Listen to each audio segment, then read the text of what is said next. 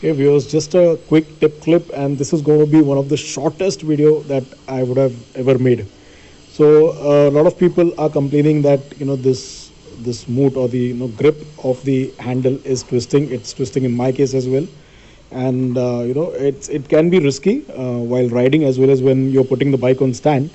So the recommendation or the tip to take care of this problem is just remove this the dummy handlebar balancer. Just pull it out, it comes out, it's press fit, it's plastic. Remove the grip, take insulation tape, put 3 rounds of insulation tape on this pipe, and then fit it again. I'm going to do it now. So there you are. I've put almost 3 rounds of the tape. This is the side that goes inside, this collar side, and just don't put it too thick so that it should not restrict this grip from going inside. You'll have to just bang it. There you go, it will not twist.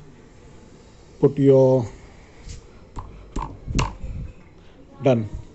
So this is, I think, one of the shortest video I have ever made. Thank you for watching and hope the solution helps. Happy riding.